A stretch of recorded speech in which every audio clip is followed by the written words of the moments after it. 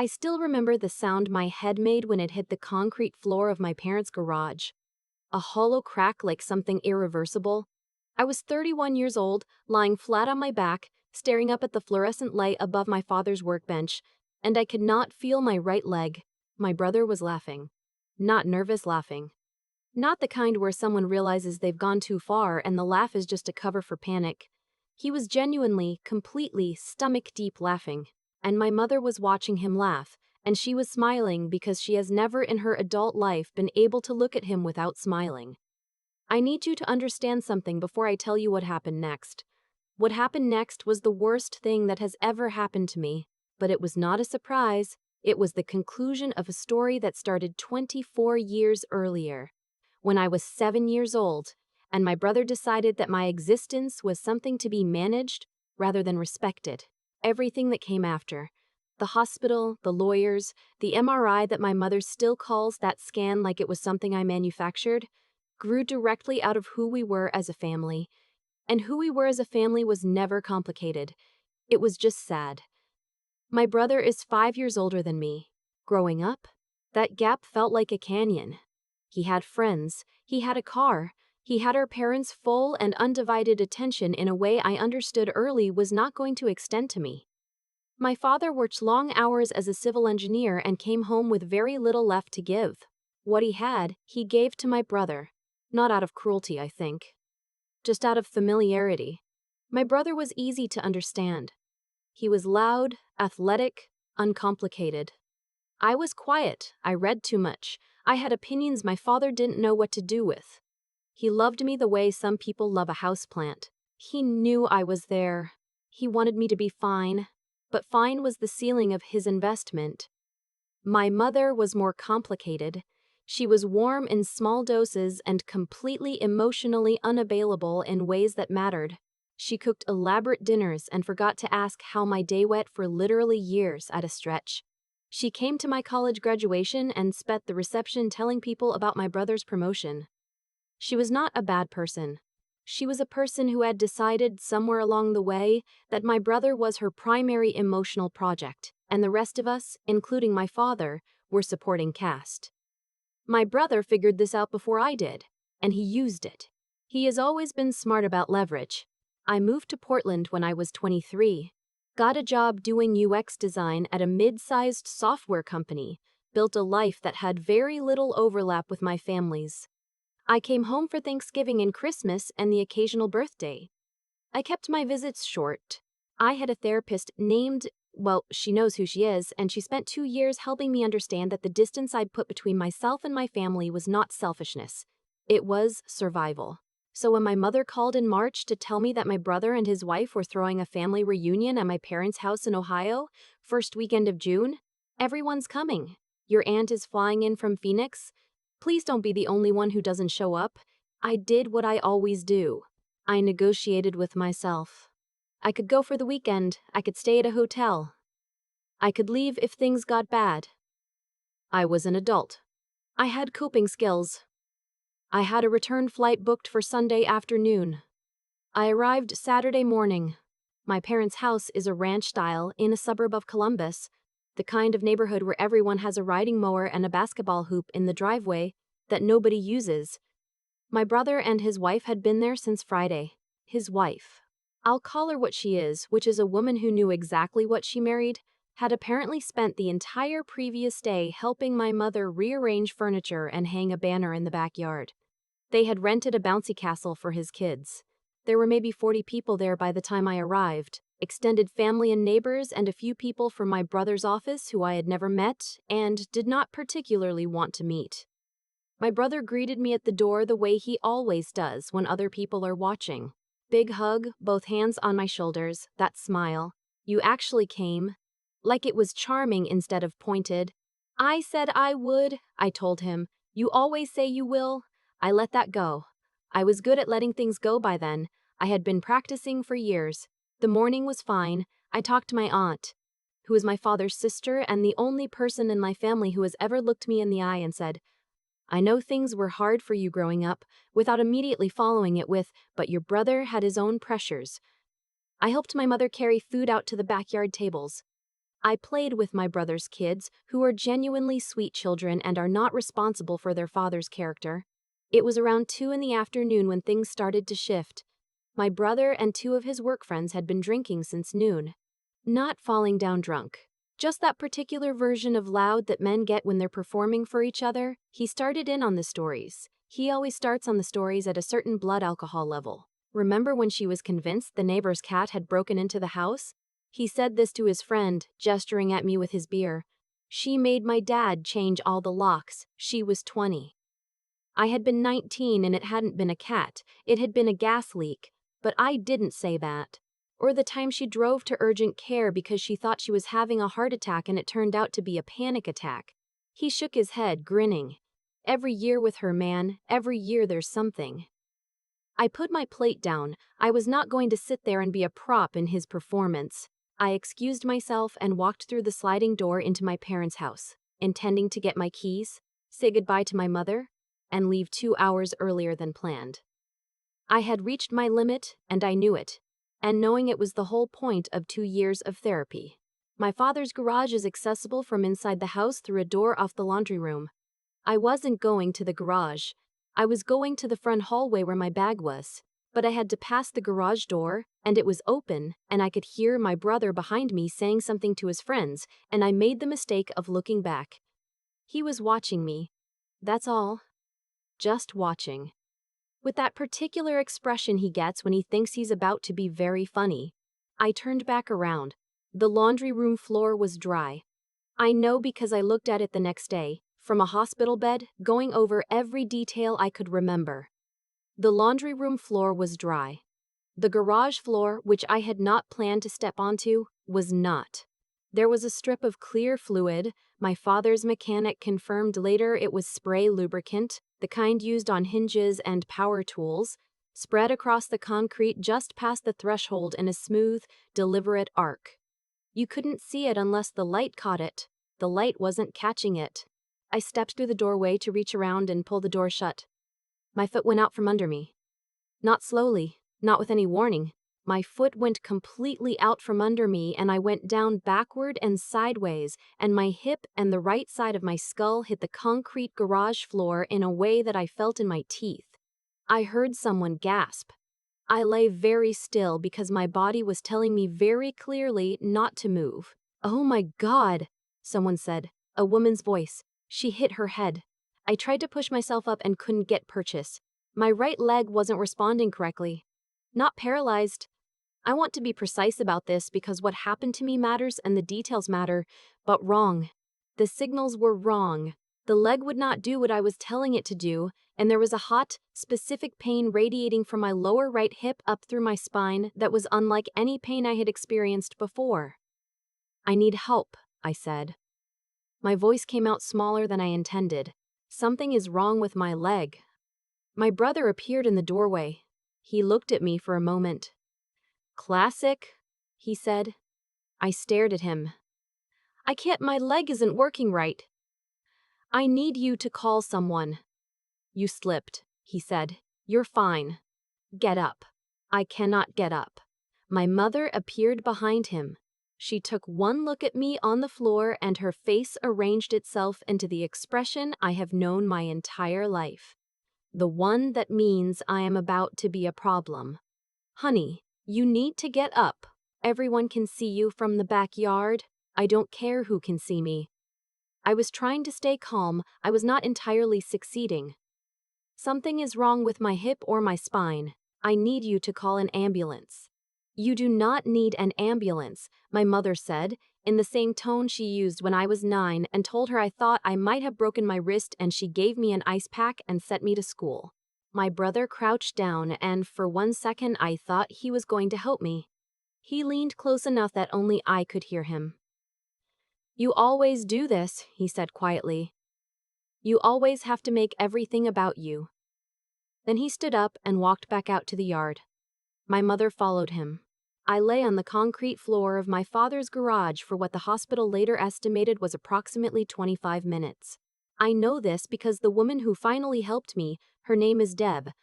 She is my father's neighbor, and she has since become one of my closest friends, had arrived at the party at 217 according to her phone's GPS. And she came to the garage to find me at 2043 because she had gone inside to use the bathroom and heard me. She is a retired physical therapist. She has worked with spinal injuries. She knelt down next to me on that concrete floor, and she took my hand and she said, "Tell me what happened and don't move while you're telling me." I told her. She listened. She checked my reflexes in both legs with 2 fingers, asked me to try to flex my right foot, watched my face when I couldn't do it correctly. Then she stood up, walked to the doorway, and said in a voice that carried across the backyard, "Someone needs to call 911 right now. She has a possible spinal injury and she has been on this floor for 20 minutes. My mother said, "She just fell. She's being—" I was a physical therapist for 30 years, Deb said, with a flatness in her voice that I will never forget for as long as I live. "Call 911 or I will." She called 911. The paramedics arrived in 9 minutes. They were efficient and careful, and they put a collar on my neck before I fully understood what was happening, and one of them, a young guy with a beard who told me his name was because he could see I was scared, kept talking to me in a steady, even voice while they worked. They asked what happened. I told them about the fall. Deb told them about the lubricant on the floor. One of the paramedics went to look. "This is definitely something on the floor," she said, coming back. "Intentional looking pattern." Her partner looked up at my brother, who had come to stand in the doorway with his arms crossed. "Sir, do you know anything about a substance on the floor?" My brother said nothing for a moment. Then he said, "It was a prank. She was going to slip a little. I didn't think she'd fall like that." The paramedic stared at him for a long moment. Then she looked at her partner and said, "Document that." At the hospital, I had a CT scan and then an MRI and then a conversation with an orthopedic surgeon that I was not prepared for. I had a fracture in my right hip, the greater trochanter, which is a bony prominence that, when broken, can cause severe dysfunction in the muscles that control leg movement. I had also sustained a significant contusion to the area of my lumbar spine, and there was swelling pressing against nerve roots in a way that explained the loss of motor control in my right leg. "This is a serious injury," the surgeon told me. He had a careful way of speaking, precise and unhurried. "The hip fracture will require surgery. The nerve compression may resolve with time, or it may not fully resolve. We won't know for several months." "Will I walk normally again?" I asked. He didn't say yes. He said, "We will work to achieve the best possible outcome," which is the thing surgeons say when they don't want to lie to you. I had surgery the following morning.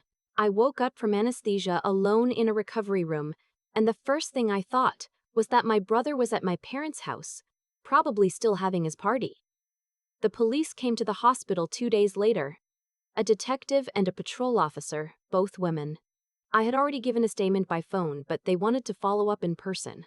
They told me that my brother had been interviewed, that Deb had given a full account, that the paramedics' documentation of his admission was on record, and that the substance on the floor had been confirmed as a commercial lubricant spray that was stored in my father's garage.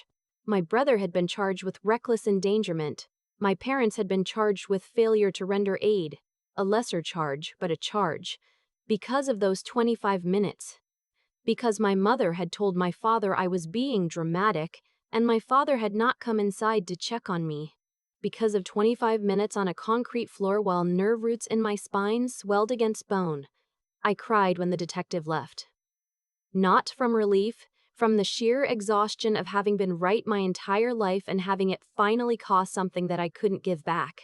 The weeks that followed were the hardest of my life, and also, in a strange way, among the most clarifying.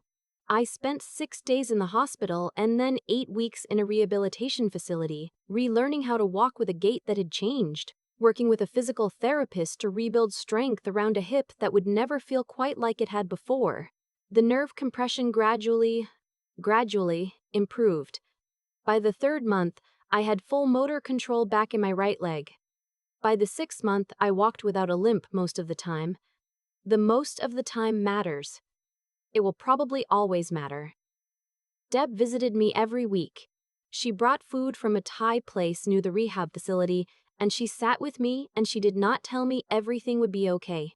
She told me what she observed, what was improving, what I should ask my PT to focus on. She told me the truth. It was the most useful thing anyone has ever done for me. My employer was extraordinary. I worked remotely through most of my recovery and my team picked up the slack without complaint. My manager sent me a card with 22 signatures on it.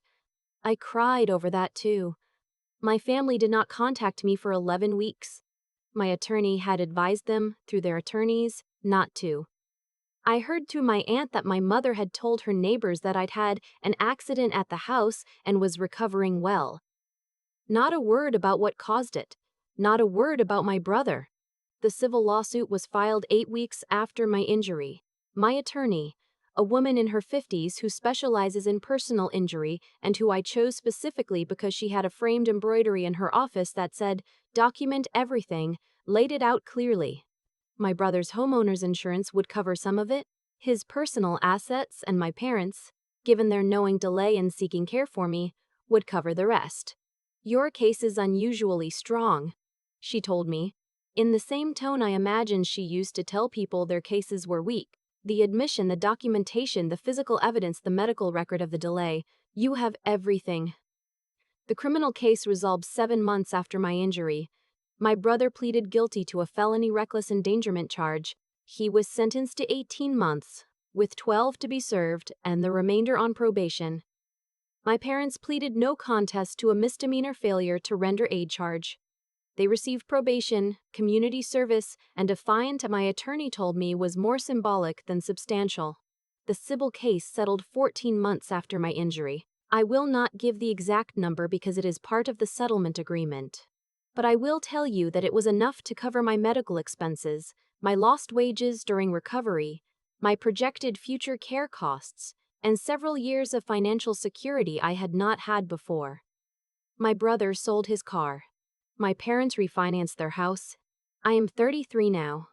I walk with a slight asymmetry that my PT says may never fully resolve, but that most people don't notice unless they're looking for it. I notice. I notice every morning when I get out of bed and every evening when I've been on my feet too long. It is the price I pay for a family that decided over and over that I was less important than the story they wanted to tell about themselves.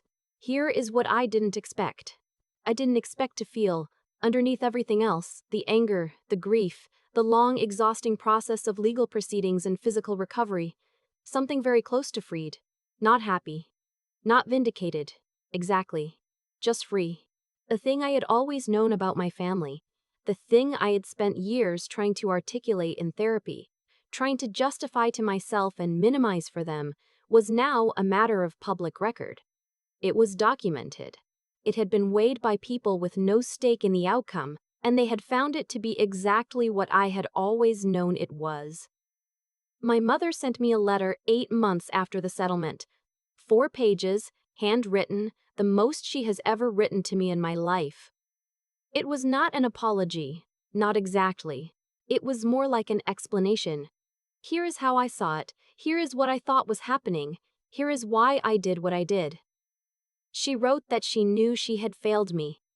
She wrote that she was in therapy. She wrote that she hoped someday I would allow her back into my life. I read it 3 times, and then I put it in a drawer and I have not answered it. I don't know if I will. Part of me wants to, and I have learned to be suspicious of that part. Because it is the same part that agreed to go to that party. The same part that has driven 2 hours toward people who have never treated me like I mattered because they are, technically, my family. I am not sure that "they are my family" is a reason to do anything anymore. What I know is this. Deb came to my apartment 2 weeks after I was discharged and helped me rearrange my furniture so I could move through it more easily. She brought her toolkit. She installed grab bars in my bathroom because I'd mentioned being nervous about the tile floor. She did not ask. She just showed up with her toolkit and her calm, and she did the thing that needed doing. That is the standard I hold now. Not because I am bitter, but because I understand, finally, what I actually need from the people in my life. I need people who show up, who take out their toolkit when there is work to be done, who do not make me justify my pain before they agree to acknowledge it. I have those people now. A handful of them. My friend from work who called me every week during my recovery without me asking. Deb, my therapist. A man I've been seeing for 4 months who, when I told him about my hip on our third date, just asked what I needed and then listened to the answer. They are not my family by blood. They are my family by every other measure that actually matters. If you've ever been in a room where the people who were supposed to protect you were busy deciding whether your suffering was real enough to take seriously, I know what that room feels like. I know how long those minutes are. I know the particular loneliness of lying on a cold floor and listening to a party continue 20 feet away. Your pain doesn't need to be proven, it just needs to be believed. And if the people around you refuse to believe it, I hope you find someone like Deb, a person who has no obligation to you, who just looks at the situation clearly and does the right thing anyway. Have you ever had to fight to have your pain taken seriously by your family or anyone else? Tell me in the comments. I read every single one. And if the story meant something to you, please share it with someone who needs to hear that they are not making it up. I think about cause and effect a lot now. Not in an abstract way. In the very concrete way of someone who has lain on a cold concrete floor and counted the minutes while people 20 feet away chose not to help her. My brother did not wake up that morning and decide to destroy my life. I want to be honest about that, because making him into a cartoon villain would actually let him off the hook. What he did was smaller and more ordinary than villainy. He made a decision that he has probably made 1,000 times, that my discomfort was funny, that my pain was performance, that the rules that apply to other people don't quite apply to him when I'm the one affected. That decision did not start the morning of the party. It started when we were children and it was allowed to grow because nothing ever stopped it. Nobody ever looked at the pattern and said, "This ends here." That's the thing about accumulated behavior.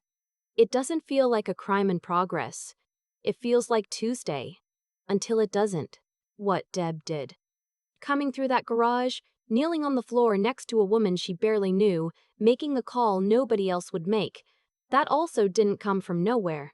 It came from 30 years of being a person who pays attention, who takes injuries seriously, who doesn't look to other people in the room before deciding whether a situation is real. She had built that character over decades. When it was needed, it was just there. She didn't have to manufacture it in the moment. She already was it. That's what I carry with me now. Not the anger, though the anger is still there on certain mornings. Not the hip that aches when I've been standing too long. What I carry is the understanding that who you are in ordinary moments is exactly who you will be in the moment that matters. My brother had spent years practicing indifference to my suffering. When I was on that floor, he was just being who he had always been. My mother had spent years practicing the skill of not seeing. When it counted, she performed that skill perfectly. And Deb had spent years practicing paying attention. So she did. I think that's the thing nobody tells you about resilience. It's not some reserve you tap in a crisis. It's a habit. It's what you've been doing every day when nothing dramatic was happening. The integrity you practice when there's no audience. The honesty you hold on to when it would be easier to look away. The willingness to say this is wrong in a room where everyone else has decided it's fine. I'm not the same person I was before that party. My gait is different. My relationship to my family is different. My understanding of what I actually need from the people in my life is completely different. But some things sharpened in that experience rather than breaking. My ability to trust my own perception. My refusal to minimize what I know to be true. My understanding that love without action is just a feeling someone has about themselves. The consequences my brother and my parents face are real. They are also, in some way, just the formal version of what was always going to happen eventually to people who practiced what they practiced for as long as they practiced it. Actions accumulate. Choices compound.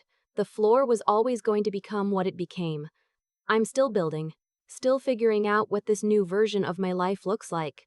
But I know what I'm building toward, and I know, now, what I'm building it with.